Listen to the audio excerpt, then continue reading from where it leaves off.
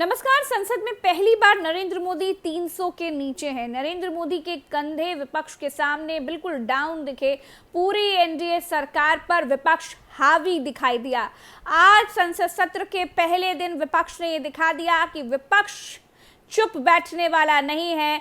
नरेंद्र मोदी की नाक में दम करके रखने वाला है। संविधान की किताब लेकर के पूरा विपक्ष संसद की ओर दौड़ पड़ा, संसद के भीतर प्रवेश कर लिया। संविधान की किताब दिखाकर नरेंद्र मोदी को यह याद दिलाया जा रहा था कि इस बार कोई मनमानी नहीं चलेगी। तो ये पहला सत्र क्या कुछ कहता है, उत्तर प्रदेश में क्या कुछ होने वाला है, दिल्ली के बड़े नेता उत्तर प्रदेश में क्या कुछ करने जा रहे हैं, इन सब पर बात करेंगे। आज हमारे साथ वरिष्ठ पत्रकार केपी मलिक जी हैं। धागे खोलते हैं कि आज सत्र का पहला दिन कैसा रहा, क्या कुछ कहता है। केपी मलिक जी से बात करते हैं। देखिए प्रज्ञा, अगर आप शुरू से देखें, जब प्रधानमंत्री पार्लियामेंट में आए और बाहर पोडियम पे वो पत्रकारों को उन्होंने संबोधित किया, मैं लगातार पिछले 10 साल से उनको देख रहा हूं कि वो 2-3 मिनट अपनी बात रखते थे और चले जाते थे। आज उन्होंने लगभग 10 मिनट का भाषण बाहर पत्रकारों को दिया और उन्होंने कहा कि हम सबको साथ लेकर चलना चाहते हैं, हमारी ये योजना है। वो खूब बखान उन्होंने किया, लेकिन उनका जो भाषा शैली थी, जो बोलना था, लग रहा था बहुत दबाव में बात कर रहे हैं। और बीच में उन्होंने कहा कि कल जो है बहुत ऐतिहासिक दिन है, जो भारतीय राजनीति, भारतीय संविधान पे कलंक है। और वो इमरजेंसी तो नहीं कहा उन्होंने, लेकिन आसपास की सारी चीजें कह दी। तो वो बताना चाह रहे थे, मुद्दे को डाइवर्ट करना चाह रहे थे। खैर, अगर हम अंदर की तस्वीर देखें, जिस प्रकार से विपक्ष के हाव भाव देखें, जिस प्रकार से कांग्रेस और सोनिया गांधी और उनके तमाम नेता संविधान की कॉपी लेके चल रहे थे, उधर अखिलेश यादव ने जो है गेरुआ पट्टा अपने सांसदों के गले में लेके और सबसे आगे जैसे अयोध्या का नेतृत्व करते हुए उनके नए सांसद चल रहे थे, अयोध्या के सांसद। तो ये कहीं ना कहीं सांप लौटने जैसा था भारतीय जनता पार्टी के लिए। और इसमें एक बात जो खास थी, उसके कई कारण है, यहां मैं उसका जिक्र नहीं करूंगा कि एक साथ क्यों आए सारे कांग्रेस के सांसद, सारे समाजवादी पार्टी के सांसद एक साथ क्यों आए। ये भी एक बड़ी रणनीति है, इसकी चर्चा हम आने वाले समय में करेंगे। दूसरी बात ये थी कि जब आप हाउस में बैठते हैं, जिस प्रकार केमिस्ट्री देखी आज राहुल गांधी और अखिलेश यादव की, उससे कहीं ना कहीं बहुत दबाव में सत्ता पक्ष था। और सत्ता पक्ष का अगर आप देखें, जिस प्रकार से एक बहुत बड़ा मुद्दा आज देश में चल रहा है, नीट की परीक्षा का, प्रधानमंत्री भी शपथ लेते हुए कहीं ना कहीं हुटिंग का शिकार हुए। और उसके बाद जब शिक्षा मंत्री धर्मेंद्र प्रधान शपथ ले रहे थे, तब कई सारे सांसदों ने नीट के नारे लगाए और उनको हुटिंग की। तो ये सब दर्शाता है कि सत्ता पक्ष बहुत दबाव में है। लेकिन अगर हम दूसरी चीजें देखें, जिस प्रकार से प्रोटेम स्पीकर पे विपक्ष, हालांकि मेरे लिए बहुत बड़ी बात नहीं है, प्रोटेम स्पीकर 2 दिन के लिए बने हैं, वो खाली शपथ दिलाने के लिए, कोई बहुत महत्वपूर्ण चीज नहीं है। लेकिन भारतीय जनता पार्टी उसको भी एक अहम का मामला बना रही है, हमारी पार्टी का होगा, हमारा ही होगा। लेकिन विपक्ष जिस तरह से हमलावर है, सत्ता दल कहीं ना कहीं बहुत दबाव में दिखता है। और सत्ताधारी दल के जितने नेता थे, आज उनकी बॉडी लैंग्वेज बहुत ऐसी लग रही थी कि बहुत दबाव में ये लोग हैं। लेकिन उसके बावजूद भी कहीं भी ये नहीं दिखाई दे रहा है कि ये कोई समझौता करते हुए नजर आ रहे हैं। आप देखेंगे कि जेपी नड्डा अभी तक भारतीय जनता पार्टी के अध्यक्ष भी हैं, उनको मंत्री भी बना दिया गया है और राज्यसभा का नेता भी उनको बना दिया गया है। तो कई सारे जो सांसद हैं भारतीय जनता पार्टी के, जो पुराने सांसद हैं, उनमें ये भी कानाफूसी सुनी गई कि क्या ऐसे सुरखाब के पर जेपी नड्डा जी में लगे हुए हैं, क्या ऐसे सुरखाब के पद इन मंत्रियों में लगे हुए हैं, चाहे वो हरदीप पुरी हो, चाहे अश्विनी वैश्य हो, जो भारतीय जनता पार्टी के। तो कहीं ना कहीं भारतीय जनता पार्टी के अंदर भी इस तरह के विरोधी सुर बाहर आने बाकी हैं। अभी अंदर ही अंदर तो चल रहे हैं, बाहर आने बाकी है। लेकिन मैं एक ये चीज कह सकता हूं कि आज बहुत दबाव में सत्ता पक्ष दिखाई दिया पार्लियामेंट के अंदर। जी, एक बात तो बिल्कुल ठीक कही कि बिल्कुल दबाव में दिखाई दिए नरेंद्र मोदी खुद, जब वो सामने शपथ लेने के लिए उठे और किस तरीके से विपक्ष लगातार संविधान की किताब नरेंद्र मोदी को वो कॉपी दिखा रहा था ताकि उनको याद रहे कि इस बार मनमानी नहीं चलेगी। लेकिन केपी मलिक सर, हमने देखा नरेंद्र मोदी जब शपथ लेने के लिए उठे तब विपक्ष ने प्रतीकात्मक विरोध किया एक तरीके से। जब धर्मेंद्र प्रधान उठे तब भी शेम शेम के नारे लगाए गए, उनके कर्म जो हैं वो याद दिलाए गए कि आपने जो है ठीक नहीं किया। लेकिन राजनाथ सिंह जब शपथ लेने के लिए गए तो विपक्ष बिल्कुल शांत रहा, किसी भी तरह का कोई प्रतीकात्मक विरोध नहीं सुनाई दिया, किसी भी तरह की कोई अड़ंगेबाजी नहीं सुनाई दी, किसी भी तरह की कोई नारेबाजी नहीं सुनाई दी। तो ये इसके पीछे आप क्या कारण देख रहे हैं?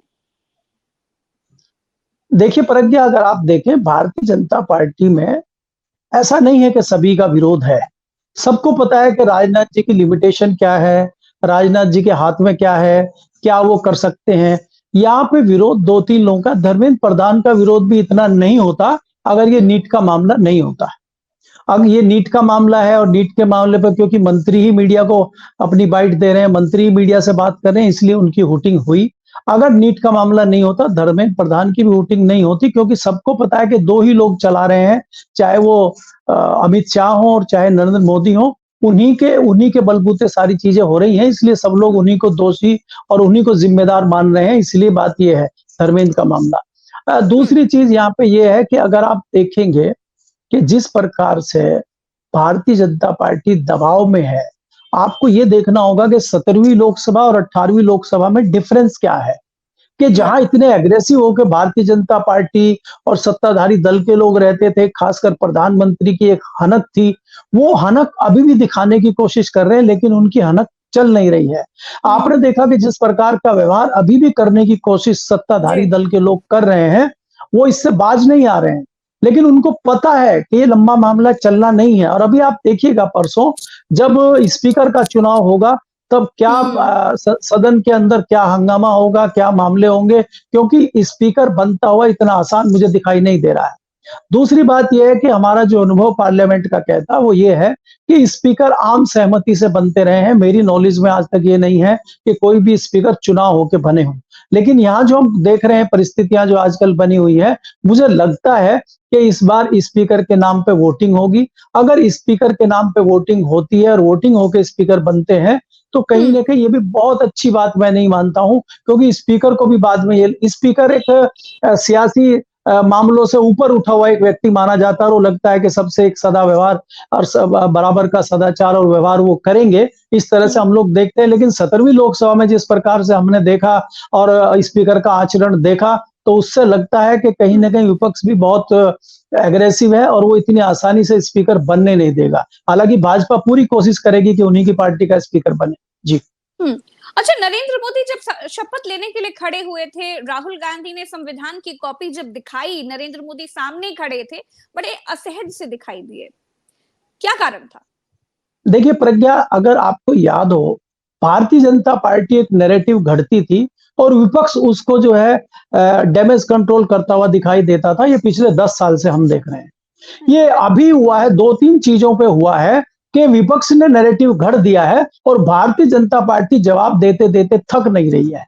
अब आप देखेंगे जहां इनकी समीक्षा बैठकें हो रही हैं, वहां पे ये कह रहे हैं कि संविधान के मामले पे झूठ बोल के विपक्ष ने हमारा सारा वोट ले लिया। इस स्थिति में आ गए हैं कि ये आपको कहना पड़ रहा है।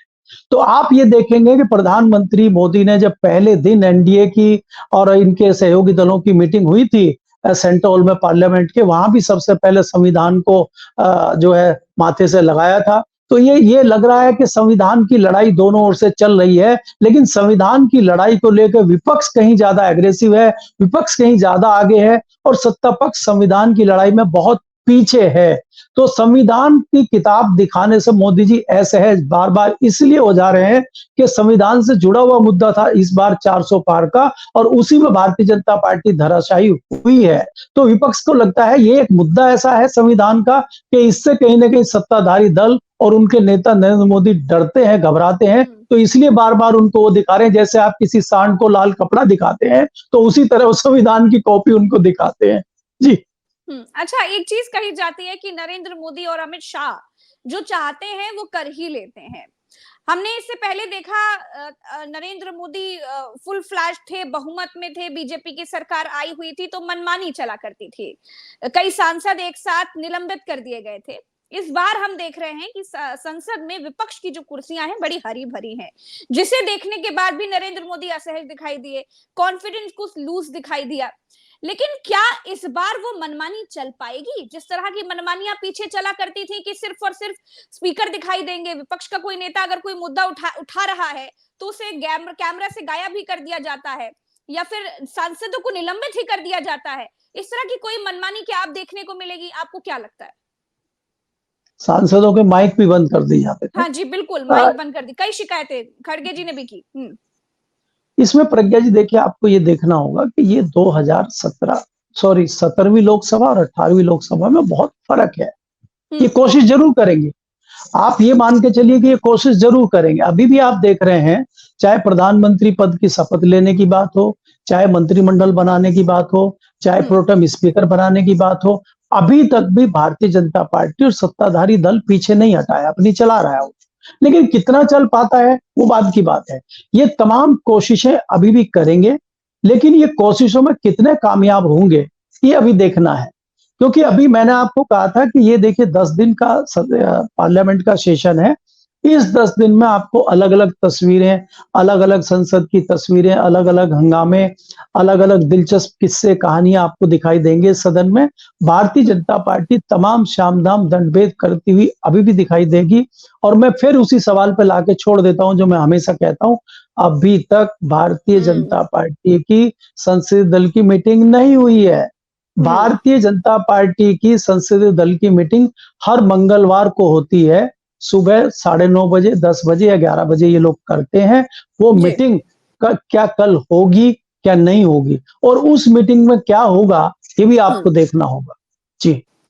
विपक्ष को कैसे देख रहे हैं? क्या विपक्ष इस बार बहुत मजबूत दिख रहा है? इस बार लग रहा है कि पूरा विपक्ष पूरी एनडीए सरकार पर हावी साबित होने वाला है? देखिए प्रज्ञा, पहले भी हमारी इस बारे में चर्चा हुई है कि जिस प्रकार से विपक्ष, और विपक्ष में खासकर कांग्रेस जो आज 100 सीटें लेके सबसे हाँ। मजबूत पार्टी के रूप में खड़ी हुई है, वो तमाम त्याग करने को तैयार है। हुँ, उनकी सिर्फ एक शर्त है कि भारतीय जनता पार्टी की विदाई होनी चाहिए, और हम किसी को भी प्रधानमंत्री, गृह मंत्री बनाने को तैयार हैं। और हुँ, उन्होंने ये सारी चीजें अपने जो उनके सहयोगी दल हैं उनको कह दिया है। उनको उन्होंने ये कहा है कि आप लोग चुन लीजिए किसको प्रधानमंत्री बनाना है, किसको मंत्रिमंडल में कौन-कौन से मंत्रालय देने हैं, वो आप तय कर लीजिए। अगर आप हमें कहेंगे कि अंदर आ जाइए सरकार में, तो हम अंदर आ जाएंगे। आप कहेंगे हम बाहर से भी समर्थन दे देंगे। तो कांग्रेस ने ऐसा खुला मैदान इन लोगों को दे दिया है, और ये उसकी तैयारी कर रहे हैं। इसलिए चाहे वो एनडीए के भी कुछ सहयोगी दल हों, और चाहे वो इंडिया गठबंधन के सहयोगी दल हों, सब मजे में हैं और सब इंतजार कर रहे हैं कि भाई 2 ट्रेन स्टेशन पे खड़ी हुई हैं, कौन सी ट्रेन पहले चलेगी ताकि हम उसमें बैठ जाएं। अब एक ट्रेन स्टार्ट खड़ी हुई है, उसमें एसी चल रहा है, चलने को तैयार है, बार-बार गाड़ी हॉर्न दे रही है, लेकिन चल नहीं रही है। और दूसरे वाली ट्रेन जो है, अभी उसका एसी चालू हुआ नहीं है और डब्बों के दरवाजे बंद हैं। वो तब खुलेगी जब ये ट्रेन को डिसाइड हो जाएगी। तो वो कांग्रेस की और इंडिया गठबंधन की ट्रेन है। अभी इंतजार कर रहे हैं कई लोग, ऐसे कई लोग प्लेटफार्म पे खड़े हुए हैं, कई लोग इस स्टार्ट ट्रेन में बैठे हुए हैं। अगर वो ट्रेन स्टार्ट हो गई और ये लगा चलने वाली, इस ट्रेन में से उतर के उसमें बैठ जाएंगे। अभी ऐसे नजारे भी आपको आने वाले टाइम में देखने को मिलेंगे। जी। हुँ। इस नई सरकार में नए तरीके से नरेंद्र मोदी को अब ये सरकार चलानी पड़ेगी, क्योंकि पहली बार बैसाखियों के सहारे पर नरेंद्र मोदी हैं। आपको क्या लगता है ये नई सरकार कैसी रहने वाली है? कितनी टिकी रहने वाली है? और नरेंद्र मोदी, क्योंकि हमने देखा कि जो आज भाषण दे रहे थे सत्र के शुरू होने से पहले, पहले दिन से पहले नरेंद्र मोदी ने जिस तरीके का एक प्रोवोकिंग बिहेवियर उनका दिखाई दिया, विपक्ष को कहते हुए, ताने मारते हुए दिखाई दिए कि विपक्ष को ड्रामे नहीं करने चाहिए, नौटंकी नहीं करनी चाहिए, तमाम चीजें नरेंद्र मोदी ने कही। तो आपको क्या लगता है कि अब ये नई सरकार में नरेंद्र मोदी का पहला वाला जो बिहेवियर है वो टिक पाएगा, और क्या सरकार टिक पाएगी? देखिए प्रज्ञा, मुझे लगता है कि जिस प्रकार से उन्होंने 2 शब्दों का प्रयोग किया कि विपक्ष को नखरे और ड्रामे नहीं करना चाहिए, यस। ये मुझे लगता है कि ये असंसदीय भाषा है। और प्रधानमंत्री जैसे बड़े नेता, बड़े पद के व्यक्ति के लिए इस तरह की भाषा शोभा नहीं देती है।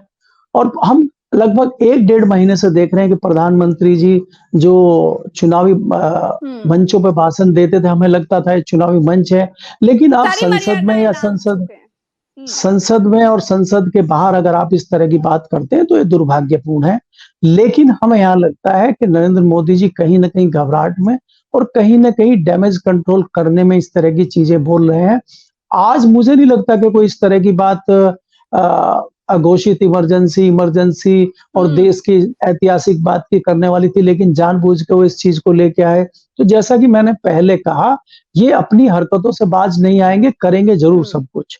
लेकिन मैं जैसे आपको अंत में कह रहा था कि देखिए, आज जिस प्रकार से भारतीय जनता पार्टी के, चाहे वो नरेंद्र मोदी हो और चाहे वो भारतीय जनता पार्टी के चाणक्य कहे जाने वाले अमित शाह हो, जिस प्रकार से उन्होंने रणनीति और जिस प्रकार से उन्होंने सारे समीकरण वहां पे उत्तर प्रदेश में बनाने का काम किया, जो धराशायी एक तरह से भारतीय जनता पार्टी हुई है उत्तर प्रदेश में, उसका जिम्मेदार दिल्ली के शीर्ष नेतृत्व और कुछ चंद लोगों को माना जा रहा है।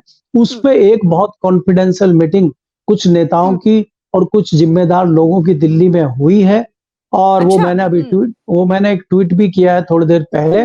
तो उसमें ये हुआ है कि आप शीर्ष नेतृत्व की लड़ाई बाबा से है, और आप बाबा को निपटाने के चक्कर में पूरी भारतीय जनता पार्टी को ही निपटा दे रहे हैं।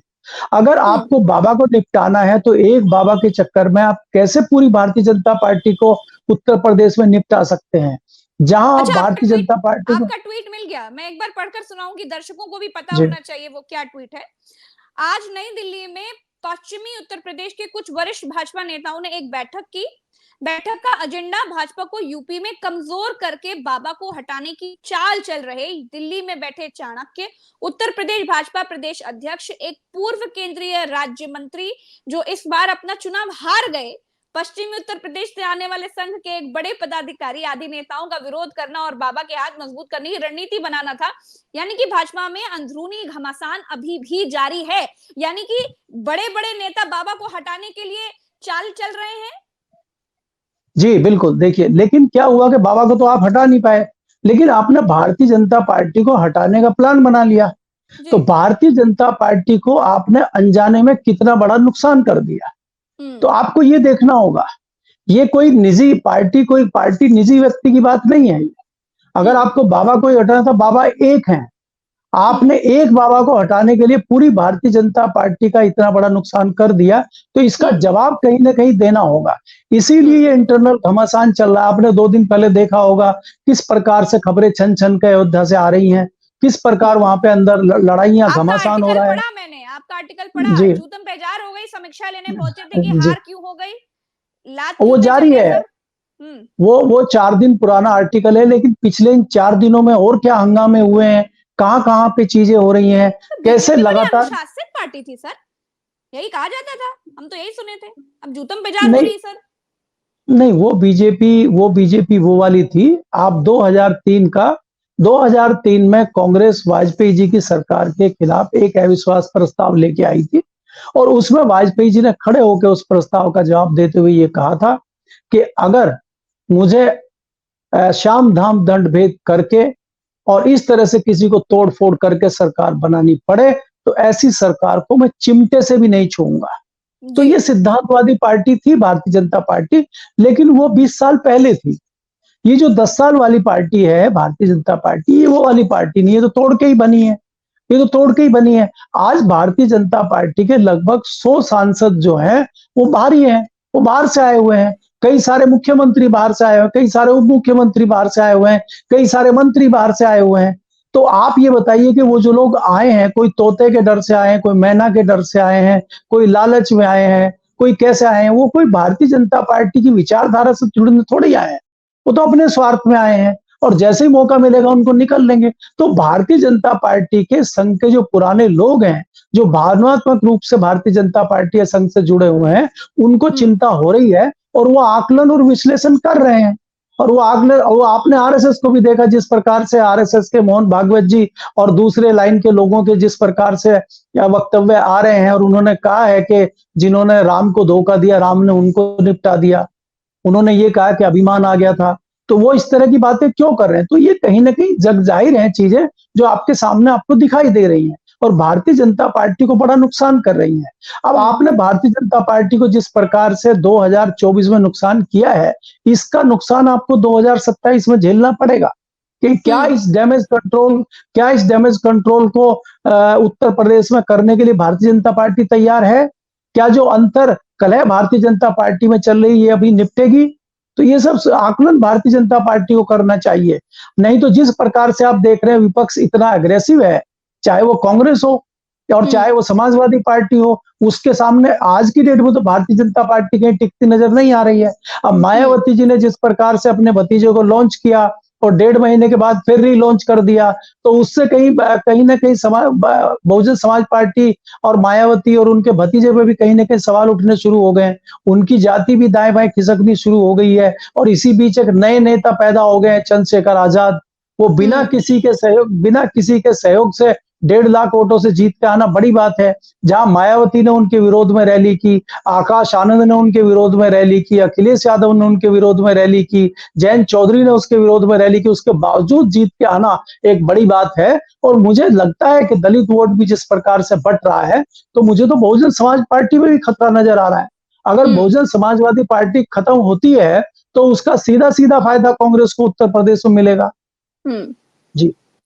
अच्छा, अभी स्पीकर के चुनाव को लेकर बड़ी भयानक भगदड़ मची पड़ी है। कहा जा रहा है स्पीकर के चुनाव के समय कुछ बहुत बड़ा होने जा रहा है, बड़ा खेल कर सकते हैं नीतीश और नायडू। आपको क्या लगता है सर, क्या वाकई कोई खेल होने वाला है या फिर ये सिर्फ अफवाहें हैं? देखिए प्रज्ञा, स्पीकर का मैंने आपको बताया था कि जिस दिन स्पीकर का चुनाव होगा घमासान खूब होगा। लेकिन एक बार ये भी हो सकता है कि स्पीकर अगर बन जाए या भारतीय जनता पार्टी का बन भी जाए, वो कितनी देर सरवाइव करेगा बनने के बाद, असली बात वो है। क्योंकि ये संसद खाली 10 दिन चलनी है, 3 जुलाई को खत्म हो रही है और इसमें मोटे मोटे जो बहुत जरूरी काम है वही होंगे। अब कल फिर शपथ जो ओथ ले रहे हैं सांसद वो होंगे, फिर परसों राष्ट्रपति का अभिभाषण होगा दोनों सदनों में। उसके बाद फिर ये होगा कि जो सबसे जरूरी हमारा बजट है, बजट पेश होगा, बाकी सारी जरूरी बिल पास होंगे और उसके बाद जो घमासान होगा, मुझे नहीं लगता कि स्पीकर उस वॉर में बच पाएंगे या सरवाइव कर पाएंगे। क्योंकि इतनी आसानी से पहले स्पीकर बनना और फिर हाउस को चलाना मुझे इतना आसान नहीं लगता। क्योंकि भले ही भारतीय जनता पार्टी आज जो है अपने 295 294 बता रही हो, लेकिन इतने लोग उसके साथ हैं। अगर वोटिंग हुई तो वोटिंग में मुझे नहीं लगता भारतीय जनता पार्टी जीत जाएगी और वोटिंग में पता ही नहीं लगता कि किसने किसको वोट डाला।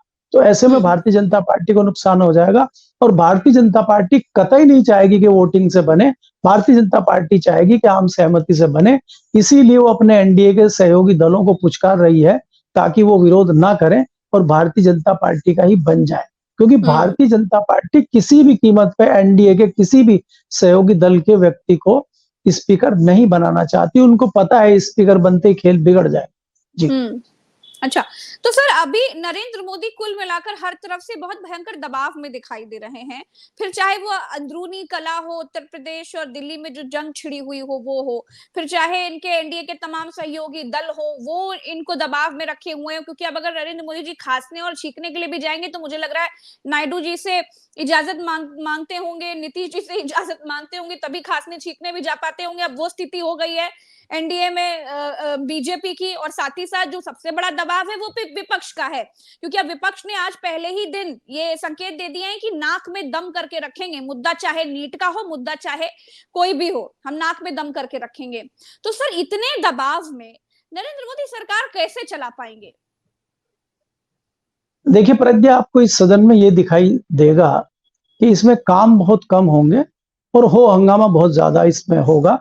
सरकार अपना काम नहीं कर पाएगी और सरकार बहुत दबाव में रहेगी। जैसा आपको याद होगा पिछली बार सारे तमाम बिल चुपचाप पास करा लिए जाते थे। कई बार विपक्ष वॉकआउट कर जाता था, कई बार विपक्ष दबाव में रहता था, विपक्ष के नंबर बहुत कम थे। वो चीजें आपको इस बार नहीं देखने को मिलेगी। दूसरी बात, जैसे आपने नायडू और नीतीश कुमार की कही, अगर आप वीडियो उठा के देखें प्रधानमंत्री की और नीतीश कुमार की, जहां जहां भी वो किसी चुनावी मंच पे या कहीं हैं, तो कुर्सियां बहुत डिस्टेंस पे लगती थी। और अगर आप बॉडी लैंग्वेज नीतीश कुमार की देखें तो कई लोग बोलने लगे थे कि इनका स्वास्थ्य खराब है। अब आप देखिए कि एक कैसी एनर्जी आपने देखी। जो नालंदा यूनिवर्सिटी का उद्घाटन था, उन्होंने पूरा इतिहास बता दिया और नरेंद्र मोदी के सामने ये बता दिया कि आपने कुछ नहीं करवाया है, आपसे पहले वाले लोगों ने किया, आप खाली उद्घाटन करने आए हैं। और उसके बाद हद तब हो गई जब बराबर में बिल्कुल कुर्सी लगी और उनका हाथ पकड़ के उनके नेल्स चेक करने लगे वो। तो ये हरकतें अगर कहीं ना कहीं हो रही हैं तो नीतीश कुमार बताना चाहते हैं कि मैं हर लिहाज से आपसे सीनियर हूं, आपसे जूनियर नहीं हूं मैं राजनीति में। तो ये कॉन्फिडेंस कहां से नीतीश कुमार में आया एकाएक? तो आपको ये देखना होगा कि अभी नरेंद्र मोदी बहुत दबाव में है और ये दबाव का सामना उनको लगातार करना पड़ेगा। और अभी तो मैंने आपको जैसे कहा था कि बार्गेनिंग शुरू ही नहीं हुई है चंद्रबाबू नायडू की। चंद्रबाबू नायडू की जो बार्गेनिंग शुरू होगी, पहले उनके अपने 3 टारगेट हैं वो पूरे हो जाए। जैसा कि मैंने बताया था, उनको एक बढ़िया पैकेज चाहिए, उनके सारे तोते वाले मामले निपटने चाहिए, और तीसरा जो उनका है कि जो जगन रेड्डी हैं उनके उनके पीछे तोता मैना लगे और तोता मैना उनको फिट करें, ये भी उनकी डिमांड है। तो उनकी 3 डिमांडें हैं, ये बहुत जल्दी पूरी हो जाएं, उसके बाद वो फिर दूसरी बार्गेनिंग शुरू करेंगे, वो फिर बड़ी डिमांड लेके आएंगे, और बड़ी डिमांड जब पूरी नहीं हो पाएगी तो वो एक कुर्सी का पाया खींच लेंगे। ये संभावनाएं मुझे दिखाई दे रही है। जी सर, नई सदन, नई सरकार, नई नई नए नए सांसद, नए नरेंद्र मोदी इतनी नई चीजों के बीच एडजस्ट कैसे कर पाएंगे? ये नई सरकार का भविष्य क्या देख रहे हैं आप सर? नहीं, नए नए सदस्य, नई सदन, नया सब कुछ, लेकिन चेहरे तो वही पुराने हैं। हरदीप पुरी जी पुराने हैं, अश्विनी वैष्णव पुराने हैं, गडकरी पुराने हैं, नड्डा लेकिन पुराने हैं, प्रधानमंत्री अमित शाह। विपक्ष का कॉन्फिडेंस नया है। हाँ, तो वो नया है तो अवधेश प्रसाद तो पहले ही सीट पर बैठे हुए थे, आज अयोध्या से जीत के आए, जखम कुरेद दिया विपक्ष ने। नहीं, देखिए वो तो पांडे जी को तो उनको आगे इसलिए बिठाया गया है, अवधेश पांडे जी को, ताकि अवधेश उनको प्रसाद याद पारसी। रहे। अवधेश प्रसाद जी को इसलिए आगे बिठाया गया ताकि उनको देखकर अयोध्या की याद आता रहे। क्योंकि आपको ये जानना और मानना और समझना होगा कि भारतीय जनता पार्टी की राजनीति अयोध्या से शुरू होती थी और अयोध्या पे ही खत्म होती थी। आज भारतीय जनता पार्टी अयोध्या के नाम पे बैकफुट पे है। अयोध्या की अगर आप बात करते हैं, जिस प्रकार से अयोध्या के साधु संत भारतीय जनता पार्टी के खिलाफ हो गए, आपने देखा, वो लगातार टीवी पे अपनी बात रख रहे हैं और वो कह रहे हैं कि मेरी हत्या भी कराई जा सकती है भाजपा के कुछ लोगों के द्वारा। और वो कुछ लोग ये भी कह रहे हैं कि भारतीय जनता पार्टी चाहती नहीं थी यहाँ पे कुछ हो। तीसरे कई लोग ये भी कह रहे हैं कि सारा ठेका गुजरातियों को दे दिया, जिस प्रकार से गुजरात यहाँ पे आ गया इसीलिए आ रहे। तो तमाम ऐसा बैकफुट पे भारतीय जनता पार्टी अयोध्या के नाम पे आ गई है। तो अयोध्या बार बार उनको याद आता रहे, ये रणनीति बहुत अच्छी अखिलेश यादव ने की है। आधी ऊर्जा तो वही फैलते रहेंगे भारतीय जनता पार्टी के नेताओं की। और नरेंद्र मोदी जी जैसे ही, नरेंद्र मोदी हो चाहे अमित शाह हो चाहे बाकी लोग हों, जैसे ही उनका चेहरा देखेंगे तो आधा तो उनका एनर्जी वहीं खत्म हो जाएगी, आधी ऊर्जा तो वहीं खत्म हो जाएगी। जब अयोध्या के नाम पे कुछ भी बोलेंगे तो इनको खड़ा कर देंगे, और वो विरोध में कुछ कुछ बोलने लगेंगे तो अयोध्या का तो बताओ, तो वहीं आपकी एनर्जी खत्म हो जाएगी। तो इसलिए क्या है कि बहुत अच्छा उनको किया है। अब आप देखिए, दिलचस्प रहेगा हाउस जब चलेगा, जितने दिन भी चलता है बड़ा दिलचस्प रहेगा मुझे लगता है। पुराना रोज रोज बिहेवियर नरेंद्र मोदी इस थर्ड टर्म में अपना दोहरा पाएंगे? नहीं नहीं, बिल्कुल नहीं दोहरा पाएंगे। और वो तो आप सोच ही नहीं सकते। जो उनके दो टर्म रहे हैं, तीसरे टर्म में तो कहीं कुछ ऐसी चीज दिखाई नहीं देती। जी अच्छा, चलिए, बहुत बहुत शुक्रिया केपी मलिक सर, आपने समय दिया। दर्शकों का भी बहुत बहुत आभार।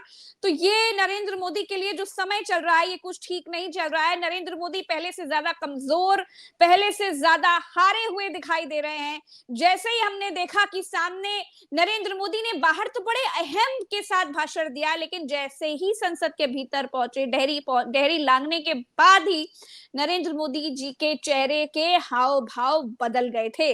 तो एक एक राजनीतिक पहलू के परत दर परत खोलने के लिए हम बैठे हुए हैं। आपको एक एक पल पल की खबर, एक एक पल पल की अपडेट देखते रहेंगे। तब तक के लिए चैनल को सब्सक्राइब कीजिए। मुझे दीजिए इजाजत। नमस्कार, जय हिंद।